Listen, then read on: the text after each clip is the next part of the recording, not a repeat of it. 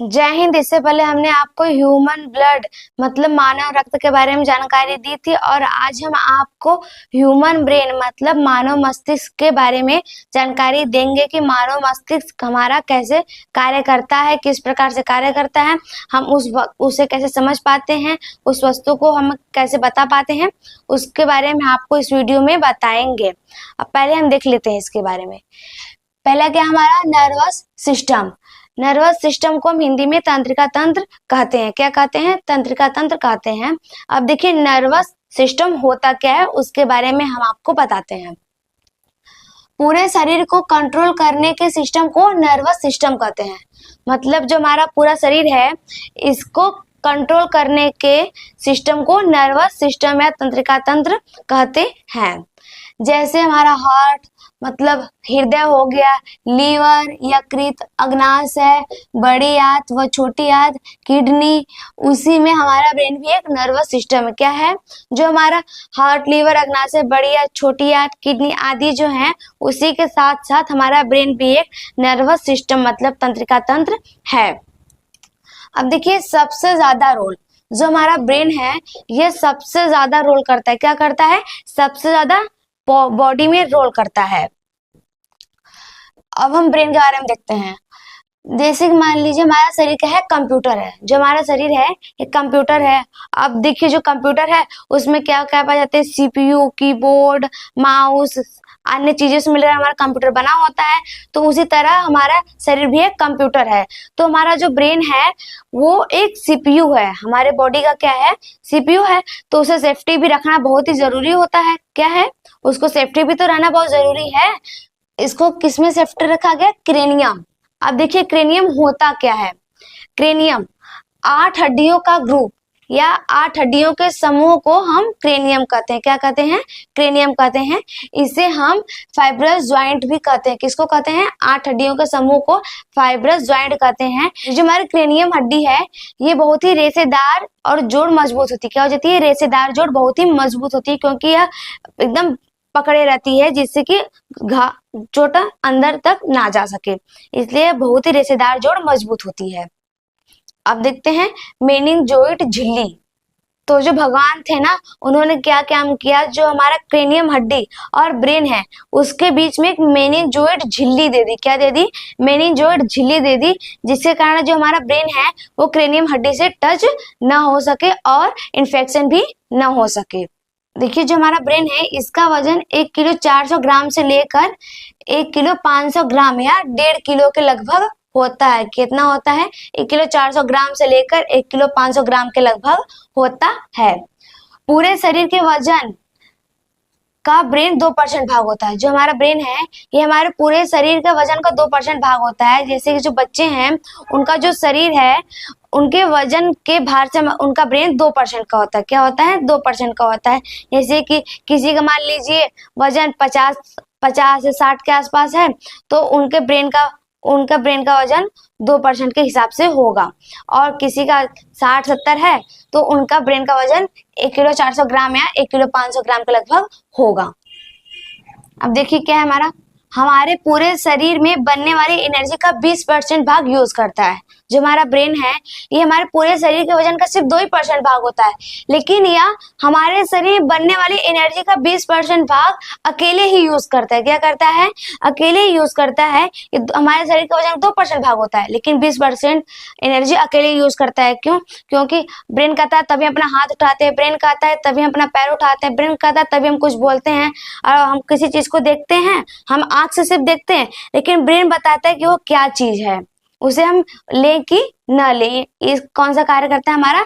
ये ब्रेन कार्य करता है। इसलिए यह 20% एनर्जी अकेले यूज करता है और 80% हमारे बॉडी यूज करते हैं। अब देखिए ब्रेन कोशिका को न्यूरॉन सेल कहते हैं। जो हमारा ब्रेन है ब्रेन की कोशिका को हम न्यूरॉन सेल कहते हैं। क्या कहते हैं? Neuron cell. यही देखिए हमारा क्या है? न्यूरॉन सेल है। यही हमारा न्यूरॉन सेल है। लगभग 3 अरब न्यूरॉन सेल होते हैं। हमारे ब्रेन में लगभग 3 अरब न्यूरॉन सेल होते हैं। जिस व्यक्ति के ब्रेन में जितने ज्यादा न्यूरॉन सेल होंगे, क्या होंगे? जितने ज्यादा न्यूरॉन सेल होंगे उतनी ज्यादा वह व्यक्ति बुद्धिमान होगा। क्या होगा? उतना ज्यादा वह व्यक्ति बुद्धिमान और समझदार होगा। सबसे बड़ी कोशिका जो हमारा न्यूरॉन सेल है, यह हमारे पूरे बॉडी में मतलब हमारे पूरे शरीर के कोशिका में सबसे बड़ी कोशिका होती है। क्या होती है? सबसे बड़ी कोशिका होती है। लेकिन अब देखिए सेंट्रोसोम, लेकिन इसमें सेंट्रोसोम नहीं पाया जाता है। क्या नहीं पाया जाता? सेंट्रोसोम नहीं पाया जाता, जिनसे इनमें पुनः निर्माण नहीं हो पाता, जिनसे इनका पुनः निर्माण नहीं हो पाता। अब देखिए हमारा साइनैप्स।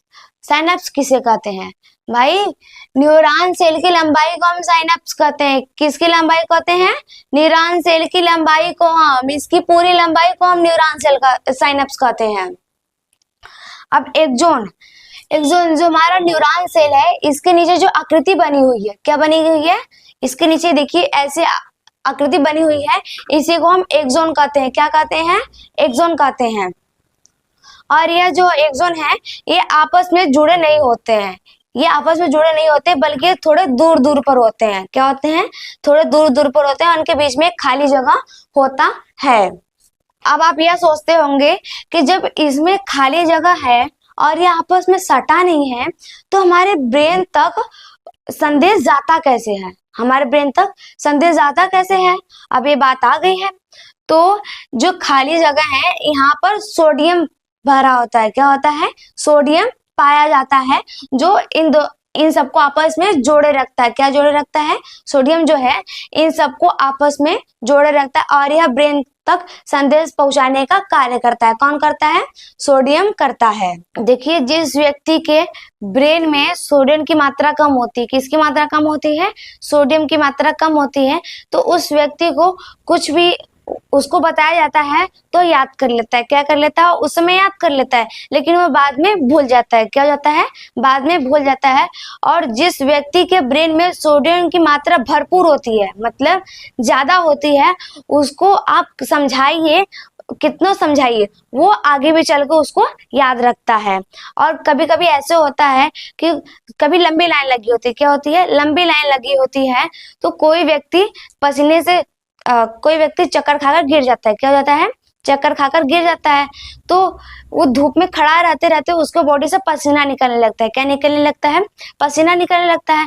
तो उसके साथ साथ हमारे शरीर का सोडियम भी निकलने लगेगा। अगर हमारे शरीर का सोडियम निकलेगा तो जाहिर सी बात है हमारे ब्रेन का भी सोडियम निकलेगा। तो सोडियम की मात्रा क्या हो जाती है? कम हो जाती है, जिसके कारण व्यक्ति चक्कर खाकर गिर जाता है। क्या खाकर? चक्कर खाकर गिर जाता है। तो क्या करते हैं वह? उस व्यक्ति को धूप से हटाकर ठंडे जगह पे रख देते हैं। कहाँ पे रख देते हैं? ठंडे जगह पर उसको सुला देते हैं, और फिर उसे नमक पानी का घोल देते हैं। क्या देते हैं?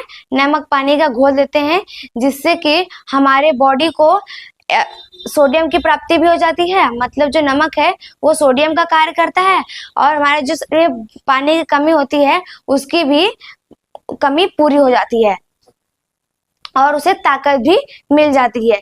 और उस व्यक्ति को हर एक घंटे या आधे आधे घंटे के बाद उसे एक गिलास नमक पानी का घोल देंगे, तो वह व्यक्ति स्वस्थ हो जाएगा और उसे ऊर्जा मिलने लगेगी और चलने फिरने लगेगा। और इस क्रिया को हम डिहाइड्रेशन कहते हैं। क्या कहते हैं? डिहाइड्रेशन या पानी की कमी कहते हैं। अब देखिए लीवर पुनः निर्माण, ज्यादा कोशिका विभाजन, मतलब जो लीवर है जब इसको क्षतिग्रस्त पहुंचता है, किसको पहुंचता है? लीवर को क्षतिग्रस्त पहुंचता है, और फिर घाव लगता है।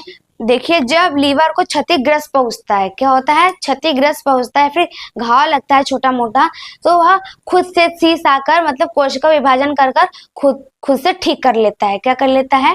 खुद से ठीक कर लेता है, उसे और किसी चीज की जरूरत नहीं पड़ती है। तो हमारे पूरे बॉडी में सबसे ज्यादा कोशिका विभाजन लीवर करता है। कौन करता है? लीवर या यकृत करता है, सबसे ज्यादा कोशिका विभाजन करता है। एक जो घाव लगता है लीवर में, वो खुद से शीश आकर वो स्वयं को अपने आप को ठीक कर लेता है लीवर। अब शीश आकर ये मत सोचिएगा सुई धागे शीश आकर, मतलब कोशिका विभाजन करके वो खुद को ठीक कर लेता है। अब देखिए मेनिंजाइटिस। अब मेनिंजाइटिस होता क्या है ये आप सोचेंगे, तो हम बता देते हैं। जब हमारे क्रेनियम पर मतलब हमारे सर पर हल्का सा चोट लगता है, तो जो क्रेनियम हड्डी होती है वो उस चोट को बर्दाश्त कर लेती है। क्या कर लेती है? उस चोट को बर्दाश्त कर लेती है। और लेकिन कभी कभी किसी व्यक्ति का एक्सीडेंट हो जाता है या फिर किसी से लड़ जाता है वो, तो उसके सर में ज्यादा चोट लग जाती है। क्या लग जाती है? ज्यादा चोट लग जाती है, जिसके बाद वो क्रेनियम हड्डी टूटकर हमारे मेनिंजोइड झिल्ली को डिस्टर्ब कर देती है। क्या कर देती है? मेनिंजोइड झिल्ली को, झूठ गायब, मेनिंजोइड झिल्ली को डिस्टर्ब कर देती है, जिसके कारण मेनिंजाइटिस नामक बीमारी होती है। क्या होती है? जिसके डॉक्टर मेनिंजाइटिस नामक बीमारी कहते हैं। क्या कह रहे उसको? तो मेनिंजाइटिस नामक बीमारी हो गया। कैसे होता है? अगर क्रेनियम हड्डी हमारे मेनिंजोइड नामक झिल्ली को डिस्टर्ब कर देती है तो मेनिंजाइटिस नामक बीमारी होता है, जाहिर सी बात है। अब देखिए, यहाँ तक हमने बता दिया। अब ब्रेन कैंसर या ट्यूमर।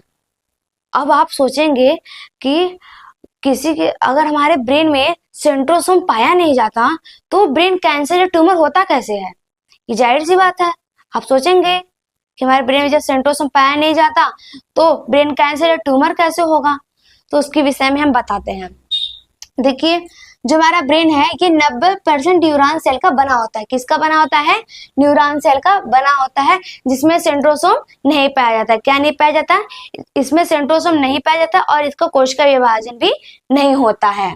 लेकिन यह हमारे 10% न्यूरॉन गिलियस का बना होता है। किसका बना होता है? ब्रेन हमारा ये 10% न्यूरॉन गिलियस का बना होता है, जिसमें सेंट्रोसोम पाया जाता है। क्या पाया जाता है? जिसमें सेंट्रोसोम पाया जाता है, जो कोशिका विभाजन करता है। क्या करता है? कोशिका विभाजन करता है। और कभी कभी हजारों में यह कोशिका विभाजन कंट्रोल से बाहर हो जाता है। क्या हो जाता है?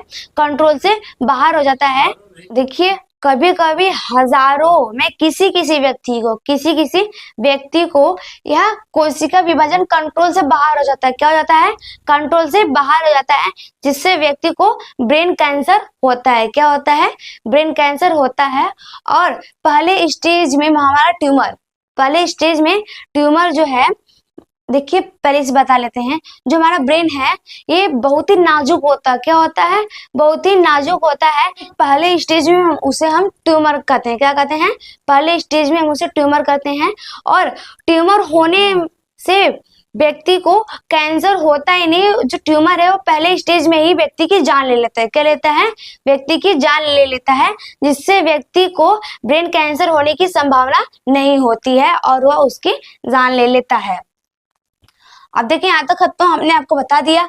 अब इसके अगले वीडियो में हम आपको पार्ट ऑफ ब्रेन मतलब मस्तिष्क के भाग के बारे में जानकारी देंगे कि मस्तिष्क के कितने भाग होते हैं, वो कैसे कार्य करता है, उसके बारे में हम आपको इसके अगले वीडियो में बताएंगे।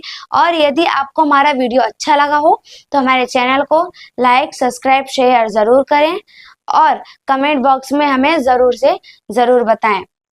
धन्यवाद।